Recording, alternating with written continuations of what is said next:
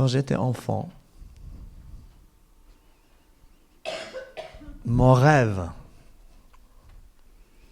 c'était, peut-être pour vous c'est banal, de monter sur un bulldozer. Bulldozer. Est-ce que Denis peut l'afficher, le bulldozer? Voilà. Montez là-dessus. Parce que certaines personnes peut-être ne savent pas ce que c'est un bulldozer. Je dis, allez, on va mettre une photo comme ça. Mon désir, c'était de monter sur un bulldozer. Ah, chaque jour, j'avais envie. Et un jour, je m'approche d'un bulldozer, je le voyais travailler. Et le monsieur, il m'a vu, puis il m'a dit, « Tu veux monter sur le bulldozer ?» Je dis, « Oui, viens, je vais t'apprendre à le conduire. » Zzz, zzz, en avant, en arrière. C'était magnifique. Mon rêve s'est réalisé. Qu'est-ce que c'est beau quand nos rêves sont réalisés. Oh, c'était tout petit truc pour moi. Mais c'était tellement important. Alléluia. Imaginez un instant. Quand vous priez pour un grand miracle, une guérison spectaculaire, une porte qui s'ouvre, un problème qui se résout soudainement.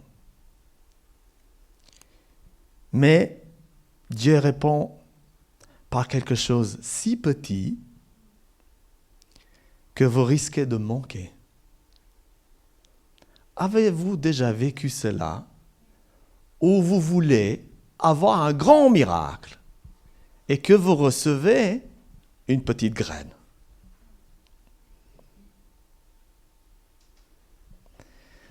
Le verset clé aujourd'hui pour nous, c'est Zacharie 4, verset 10. Car qui méprise le jour des petits commencements, ces sept-là se réjouiront en voyant le niveau de la main de Zorobabel.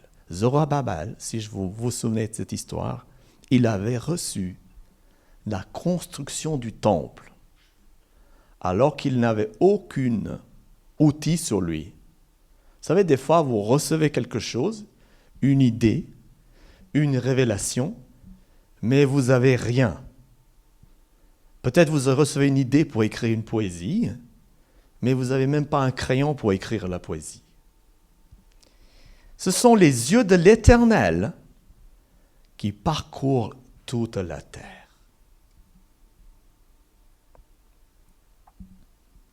Nous allons discuter, apprendre aujourd'hui à discerner la présence de Dieu dans des petites choses de notre vie quotidienne. Dieu parle à travers des petites choses. Vous connaissez cette histoire quand Élie est sur la montagne, le mont Carmel, et l'Éternel il dit dans 1 Roi 19, verset 11 à 12, 1 Roi 19, verset 11 à 12, l'Éternel dit, « Sors et tiens-toi sur la montagne devant l'Éternel. » Et voici, l'Éternel passa devant, et devant l'Éternel, il y a eu un vent fort et puissant qui déchirait les montagnes et brisait les rochers. L'Éternel n'était pas dans le vent. Et après le vent, ce fut un tremblement de terre. L'Éternel n'était pas dans le tremblement de terre. Et après le tremblement de terre, un feu. L'Éternel n'était pas dans le feu. Et après le feu, un murmure doux et léger. Vous savez, quand j'étais enfant, et quand ce qui m'a attiré le plus pour monter sur ce bulldozer, c'est son bruit. Et je voulais vraiment aller parce qu'il faisait tellement de bruit. Et il pouvait prendre beaucoup de terre et creuser profondément. Il avait une puissance terrible. Vous savez, des fois dans notre vie, nous cherchons la puissance, nous cherchons Dieu dans des choses qui sont très, très spectaculaires. Mais la Bible nous dit que Dieu est dans ça, mais Dieu est également dans le doux murmure, dans des choses simples de la vie. Avez-vous pensé à une chose? Que maintenant, Dieu a mis un mécanisme en vous. Vous respirez sans réfléchir. Votre cœur bat sans que vous lui dites de battre. Et votre circulation sanguine circule sans que vous vous préoccupiez de cela. Ça, c'est le mécanisme que Dieu a mis en vous et que ça fonctionne dès la première graine que Dieu a mis sur la terre, le premier homme qui a mis Dieu sur la terre. Et ça fonctionne depuis le début. Élie attendait Dieu dans le vent puissant, le tremblement de terre, le feu.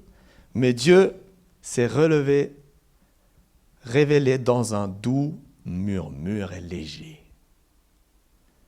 Nous attendons souvent des signes spectaculaires. Hein? On veut des signes spectaculaires. Mais Dieu se manifeste souvent dans les petits détails. Discret, une conviction douce, un encouragement subtil. Êtes-vous avec moi ce matin? Oui, vous êtes là? OK. Allez, prenons l'exemple, un grain de sable de l'océan. Un petit grain de sable qui peut sembler insignifiant, mais il fait partie de l'immensité de la plage. De même, une parole simple, une rencontre inattendue, un sourire, un bon moment sont autant des choses qui sont manifestées par l'amour de Dieu qui est en nous. Soyons attentifs aux petites choses dans notre vie quotidienne. Vous avez peut-être vécu, vous faites une prière, vous êtes chez vous, et à ce moment-là, vous ressentez une paix profonde. Un mot d'un ami qui vous encourage, elle tombe à pic, là où vous avez vraiment besoin.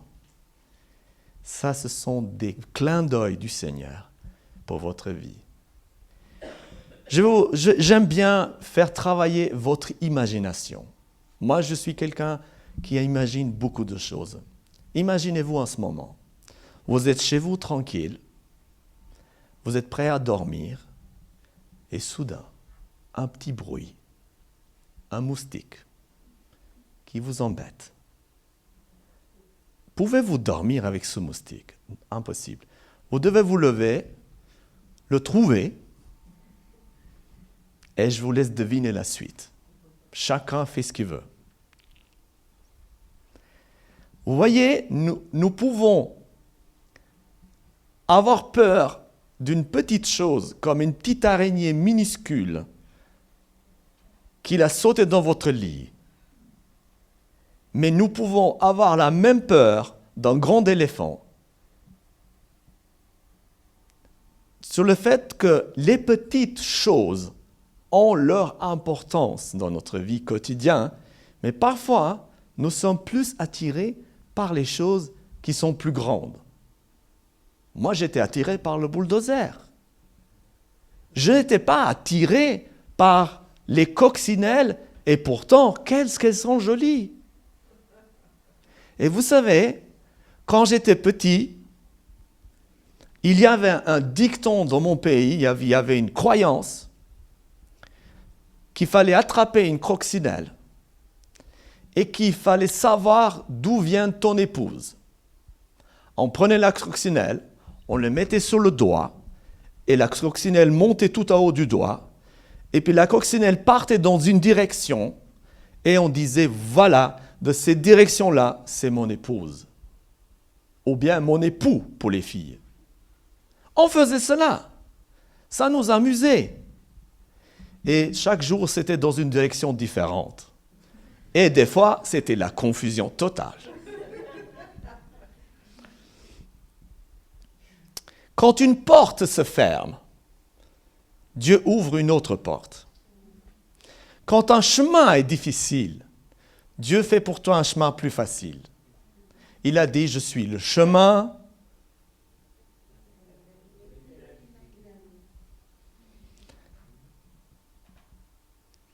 On va prendre l'exemple de David avec ses petits commencements. En Samuel 17, versets 34 à 36, David dit à Saul, « Ton serviteur faisait paître les brebis de son père. Et quand un lion ou un ours venait enlever une brebis du troupeau, je courais après lui, je le frappais et j'arrachais le brebis de sa gueule. S'il se dressait contre moi, je le saisirais par la gorge, je le frapperais et je le tuais. C'est ainsi que ton serviteur a terrassé le lion et l'ours, et il sera du Philistin, de cet incirconcis, comme de l'un d'eux, car il a insulté l'armée du Dieu vivant. Vous savez, quand on veut devenir expert dans un domaine, il faut s'exercer. Une fois, quand j'étais enfant, il y avait dans notre village, c'était à 1200 mètres d'altitude, c'était un village, il y avait beaucoup d'ours, des loups et des lynx et plein d'autres animaux sauvages. Et un jour, au village, il y a un ours qui est arrivé. Et nous, on était certains gamins heureux de voir un ours. Et on a fait les super-héros. On a pris les chiens, on a suivi l'ours. Et vous savez, l'ours, elle marchait dans son chemin tranquille. Elle faisait même pas attention à nous. Et tout d'un coup, l'ours, on l'a énervé. Elle se levait debout. Nous, on était là, les chiens étaient là et l'ours là-bas. Et l'ours s'est levé debout, les chiens, ils sont passés derrière nous. Et nous, on était entre les chiens et l'ours. Est-ce que vous pensez qu'on était entraînés à suivre l'ours? Absolument pas. On était vraiment inconscients. Vous savez, le cœur battait tellement fort que l'ours, il a dit, ah, c'est des gamins, laisse tomber. Après, j'ai rigolé avec un film plus tard où un gars, il se faisait attraper par un ours et il disait, j'aime Winnie l'ourson. Mais l'ours, est-ce qu'il comprend ça? Non. Bon, bref, sortons pas du sujet. Avant d'être roi, David était un simple berger. Il s'occupait fidèlement de quelque chose qui était simple, des brebis dans l'ombre, sans savoir qu'il préparait à affronter Goliath un jour. Et à régner sur Israël. Dieu nous teste dans des petites responsabilités avant de nous confier des grandes responsabilités. Et vous savez que ça prend du temps. Quand nous voulons avoir quelque chose de grand, il faut faire des petites choses. Une graine est un grand arbre. Est-ce que vous connaissez un arbre de séquoia, géant, qui commence par une graine minuscule? C'est vraiment petit. Et je crois que quand on sème cette graine, l'arbre devient immense. Si nous négligeons les petites choses, nous passons à côté des grandes bénédictions.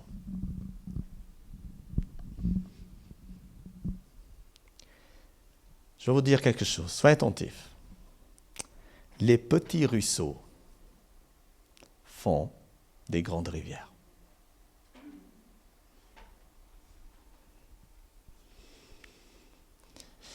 La Bible, lire la Bible chaque jour, même si c'est un peu, prier un petit peu, même si c'est pas beaucoup, servir un peu, même si c'est pas beaucoup, tout petit peu,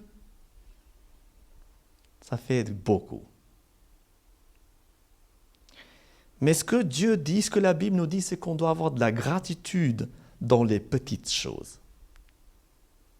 quand je respire, je me lève le matin, merci Seigneur. Mon système immunitaire fonctionne, merci Seigneur. Je suis en bonne santé, merci Seigneur. Est-ce que vous connaissez l'histoire des 10 lépreux? Non? Alors, je vais vous expliquer. Un jour, Jésus il marchait sur le chemin et il y avait 10 lépreux qui étaient là, qui demandaient la guérison. Vous savez qu'à l'époque d'Israël, les lépreux n'avaient pas droit de vivre avec le peuple. Ils devaient vivre à l'extérieur du peuple parce qu'ils étaient contagieux. Et tant qu'ils n'étaient pas guéris, ils devaient vivre à l'extérieur du camp. Et quand ils ont vu Jésus, ils étaient tout contents, ils ont dit, on peut lire ça dans Luc 17, versets 12 à 19, comme ils entraient dans un village, 10 lépreux virent à sa rencontre, se tenant à distance, parce qu'ils étaient contagieux. Et ils s'élevèrent la voix et dirent, Jésus, Maître, aie pitié de nous. Lorsqu'il les vit, il leur dit, allez vous montrer aux prêtres. Et pendant qu'ils allaient, ils furent guéris. L'un d'eux, voyant qu'il était guéri, revint sur ses pas, glorifiant Dieu à haute voix. Il tombe à sa face aux pieds de Jésus et lui rendit grâce. C'était un Samaritain. Jésus, prenant la parole, et dit, les 10 autres n'ont pas été guéris? Et les 9 autres, où sont-ils? Ne trouve pas que cet étranger pour revenir à donner gloire à Dieu? Puis il leur dit, lève-toi et va, ta foi t'a sauvé. Vous savez, les gens reçoivent des cadeaux, ils sont en bonne santé, ils aiment, ils sont en pleine forme, tout va bien dans leur vie, ils gagnent bien leur vie, tout ça. Et parfois, ils oublient que tout ce qu'ils ont, c'est grâce à Jésus et grâce à Dieu. Comme c'est 10 lépreux, les 9, ils s'en fichent complètement. Ils ont été guéris, mais c'est bon. Un seul est venu pour lui dire « Merci Jésus pour la guérison ». La reconnaissance pour une petite bénédiction ouvre la porte à des bénédictions plus grandes. Imagine un enfant qui dit merci pour un petit bonbon qu'il reçoit. De même, Dieu bénit ceux qui reconnaissent sa main dans les détails. Je crois l'Église doit apprendre à cultiver la gratitude. Au quotidien, remercier Dieu pour le souffle de vie. Remercier Dieu pour chaque petite prière exaucée. Remercier Dieu pour les épreuves, car des fois, elles nous apprennent à grandir.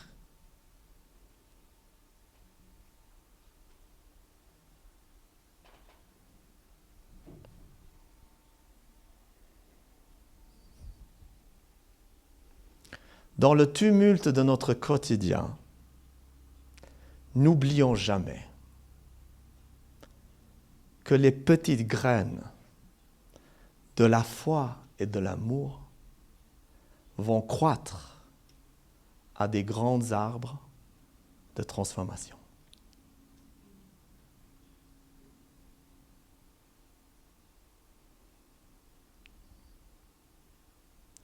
Dieu parle dans les petites choses. Soyons attentifs. Dieu parle dans les petits détails de la vie.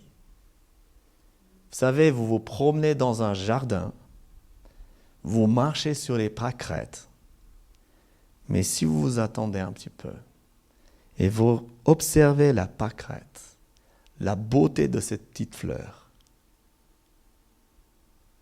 c'est magnifique, n'est-ce pas?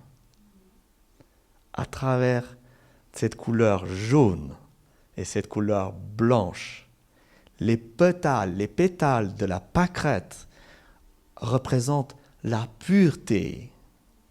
Je crois que c'est une pureté que Dieu a sortie de la terre. Il y avait un frère qui disait, plus on met du fumier sur les roses, plus elles sentent bon.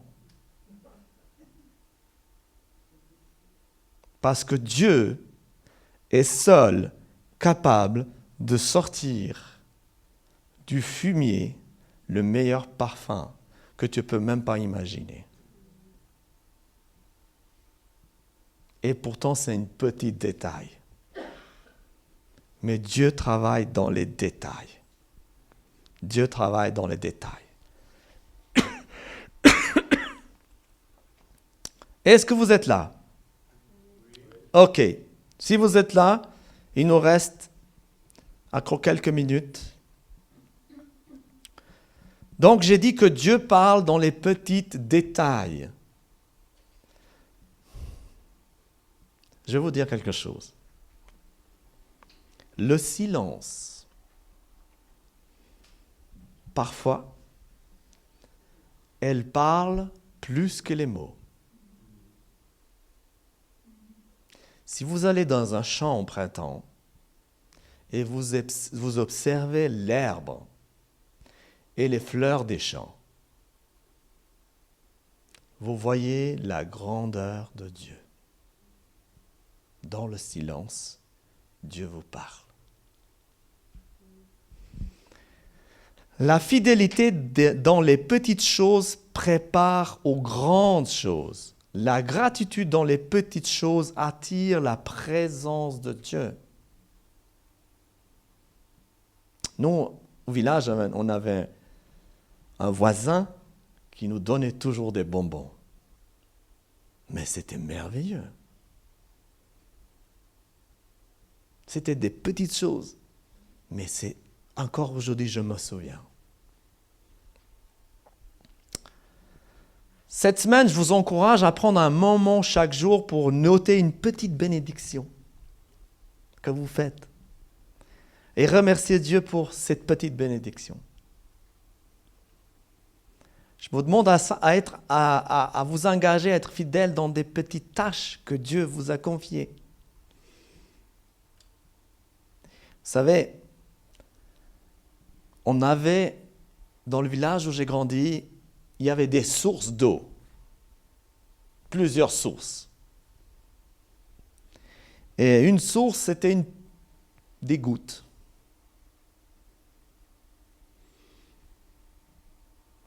L'hiver, c'était pas suffisant. Parce qu'il y avait d'autres sources où l'hiver, c'était des torrents. Mais en plein été, où il y avait la sécheresse, la source, des petites gouttes. Elle continue, toujours les mêmes petites gouttes. Et en plein été, on allait chercher de l'eau là-bas. Parce que c'est là-bas que l'eau continue à couler.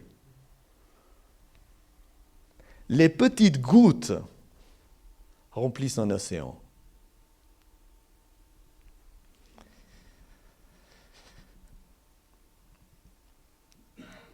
Jésus est le centre de notre vie. J'ai envie de prier pour chacun de vous. Moi, je demande, Seigneur, ouvre nos yeux pour que nous soyons reconnaissants dans les petits détails de notre vie. Donne-nous un cœur reconnaissant et fidèle afin que nous puissions grandir dans notre foi et marcher dans tes bénédictions infinies. Alléluia. Merci Seigneur pour ta fidélité et pour ta bonté parmi nous chaque jour. Amen.